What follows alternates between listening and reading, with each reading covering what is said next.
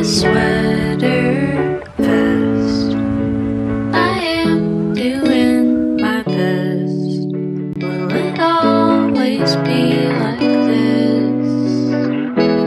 Let's talk about a little something that's come to my attention. Because that's all we do here in this here venue, is we talk. Before I talk about what I want to talk about, we'll get into the sponsor of today's video, who I actually propositioned because I saw them sponsor somebody else and I'm already a customer. So I was like, this is just too good to be true. Let's go unemployment era, trying to pay rent here. The sponsor of this video is who I'm holding right now, which is my Pela case. This one is freaking mushrooms, guys. It's all mushrooms. And I've tweeted this, you can check the receipts, like this is not a disingenuous endorsement. All the coolest, hottest bitches have Pela cases. Like when I see somebody on the street with a Pela case, I'm like, not to reduce your identity down to what you put on your phone, but like, I feel a kinship with you. I feel as though there's things we have in common. I can almost sense the kind of music you listen to, the lifestyle you lead. Like usually they're dressed in a very cool way. Like there's just something, there's a signaling power to having a Pela case. And like, it just is exactly, if I could design a phone case, it would just look like this. Like I love the speckled detailing. They're all composted cases. So I don't know, something feels right about holding onto something plant-based instead of a big hunk of metal like your phone usually is. Like it just, they feel great. I will have their site linked down below along with my promo code. We could take our parasocial relationship to new heights by having matching phone cases. I don't know, just a thought. I'm gonna get grapes. Okay, grapes have been acquired. Check out this motherfucking bowl.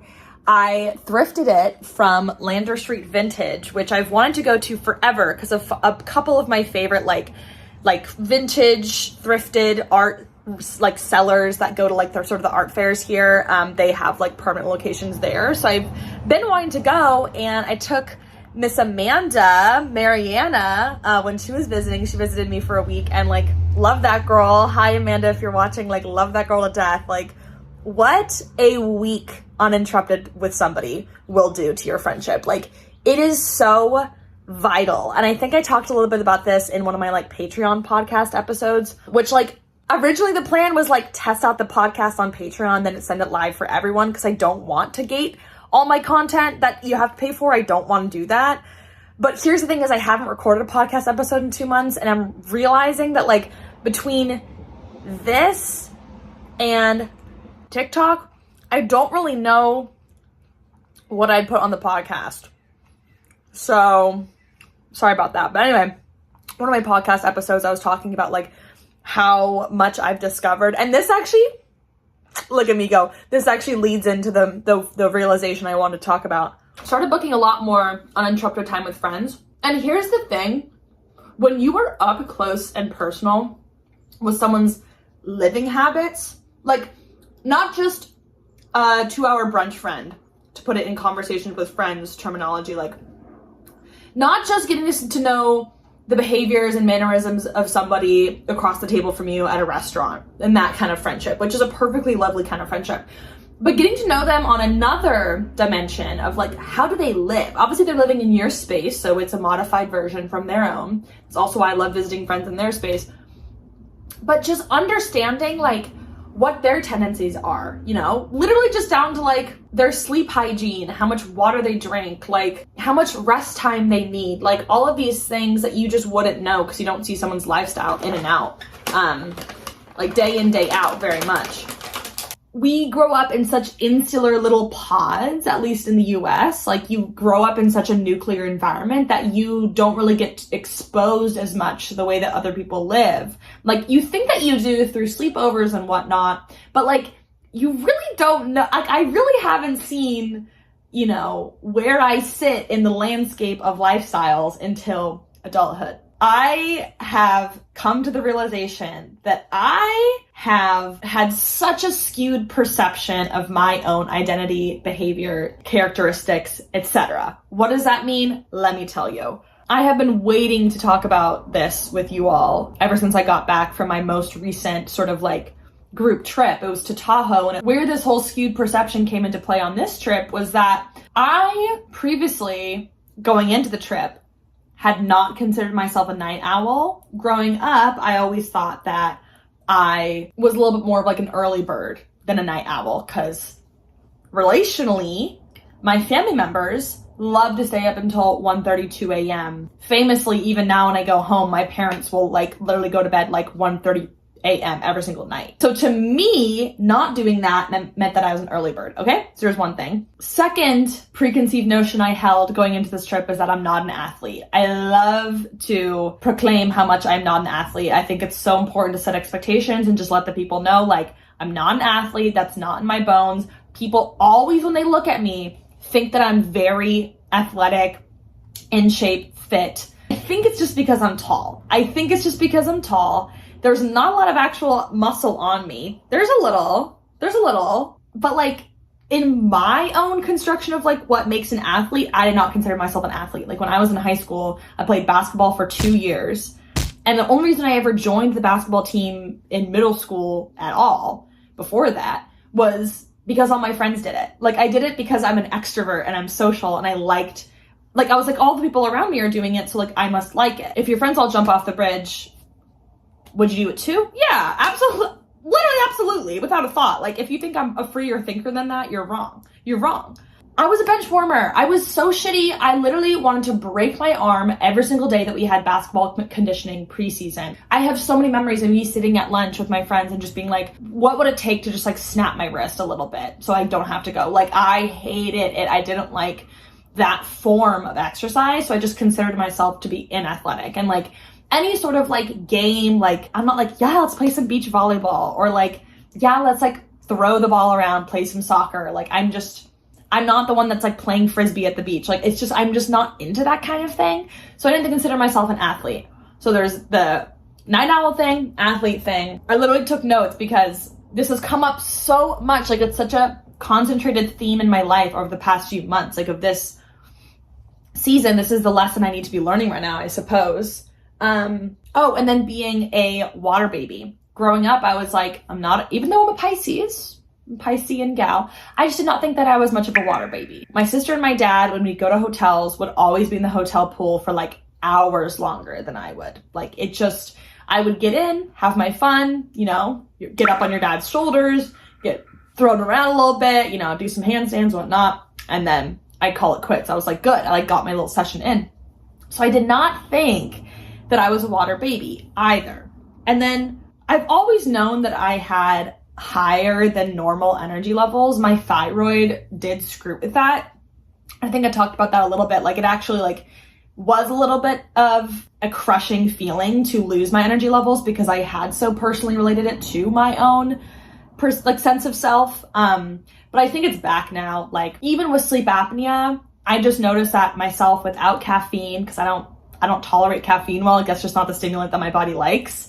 I don't like caffeine, but my body loves Wellbutrin. So I'm like, maybe there's something different in the formulas for those. But caffeine and I just, it doesn't accomplish what I need to accomplish. It just makes me feel tight and anxious, not energized and, you know, powerful.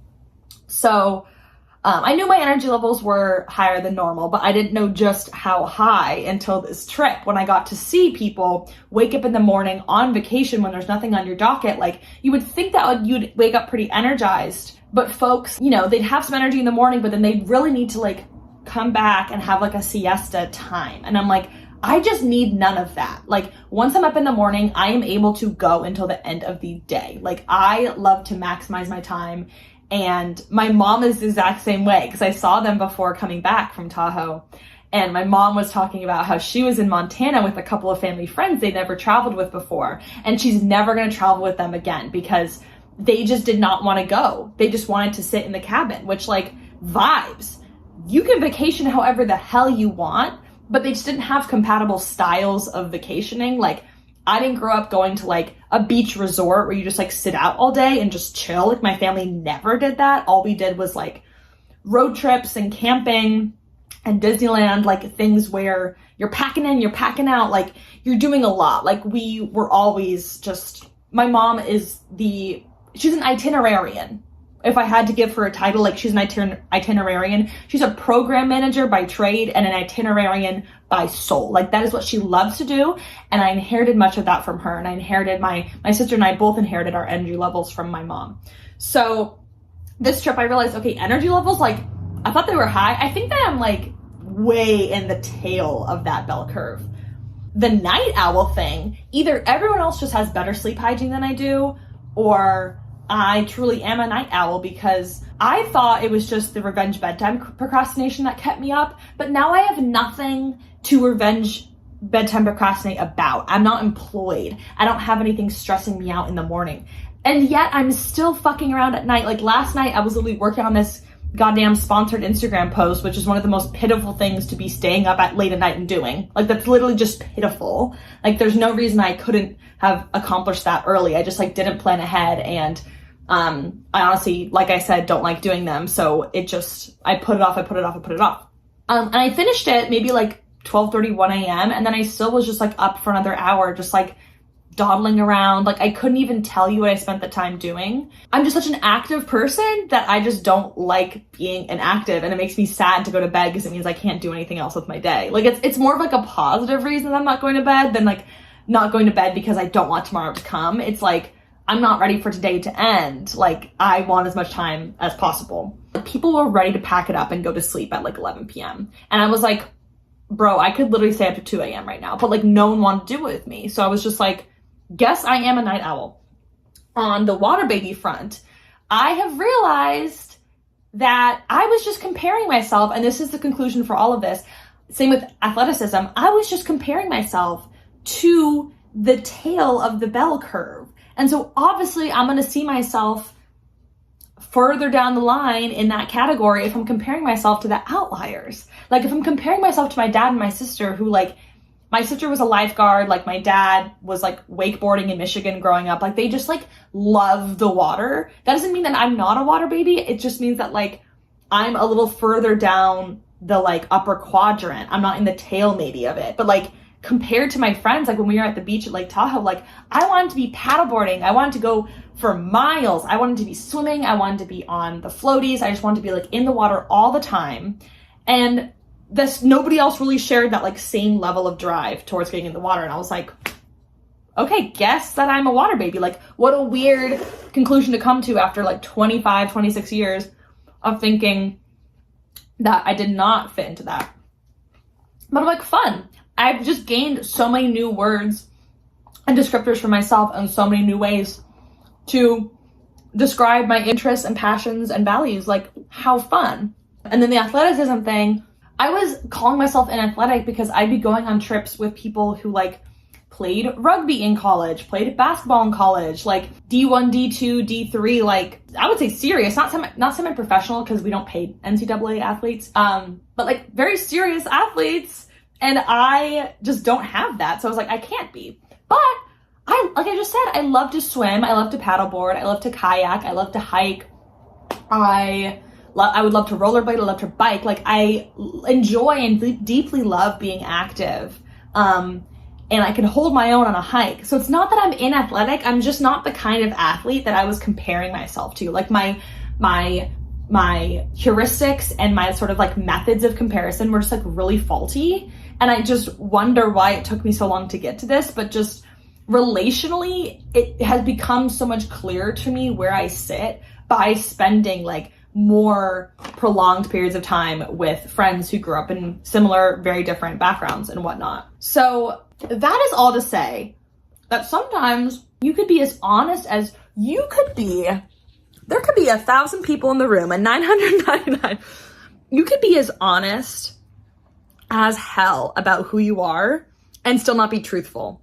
Does that make sense? Like, I was 100% honest in saying that I wasn't an athlete. That's genuinely what I believe, but it wasn't truthful when you actually examine like the full span of where I was, because I am just very critical and very hard on myself. And I think a lot of people that view my videos share that, because a lot of us found each other and the algorithm connected us because of like, you know, the overachiever type beat. So if there's something that you're like, oh, I'm just not very good at this, like chances are like you're probably wrong.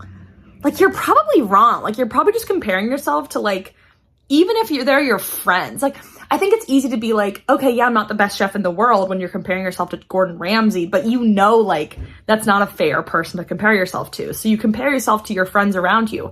But sometimes that's not even a fair comparison because you're not getting the whole story there either. Last two things, and then I'll exit stage left and eat the rest of this wrap because every time I've ever tried to eat on camera has been a failed experiment.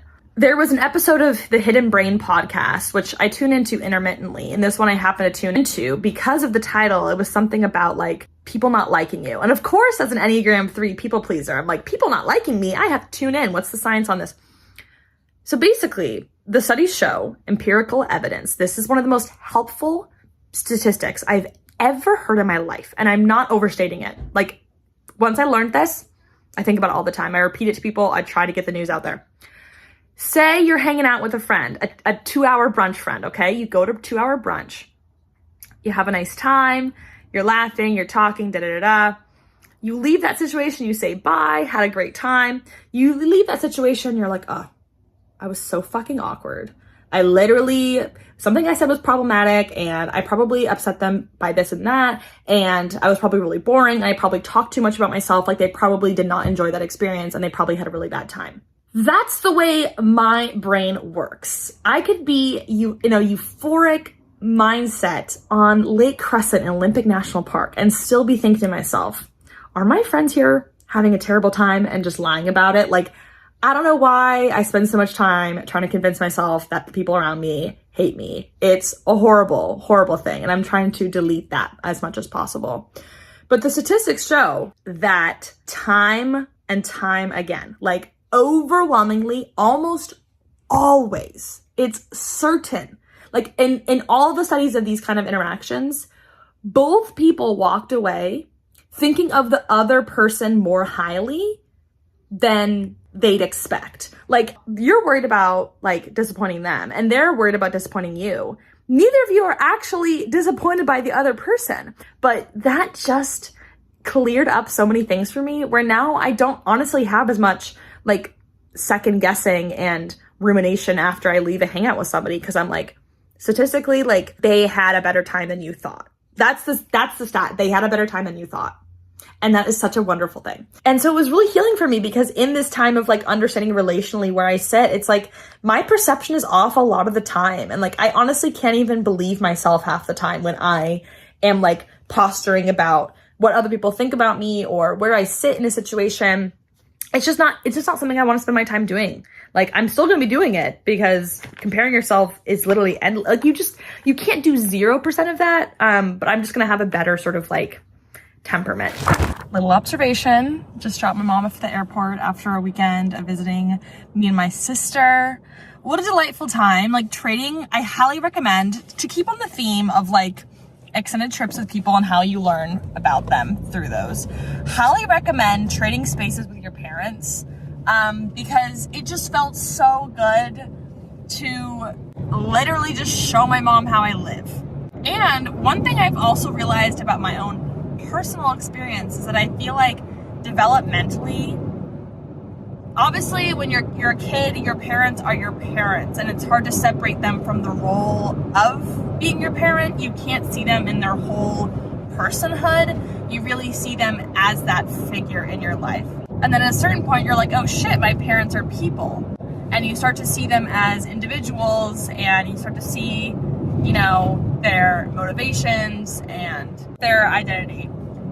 I feel like once that happens, then you start picking up on like what you sort of inherited from each parent or like what you have in common. And I feel like at first I was noticing a lot of the flaws of like, oh, with the way my parents raised me, I turned out like this because of X, Y, and Z. And when I was like in my early 20s, I was just noticing a lot of that of like, oh, I turned out like this. And like, I really think it's because of the way my parents raised me.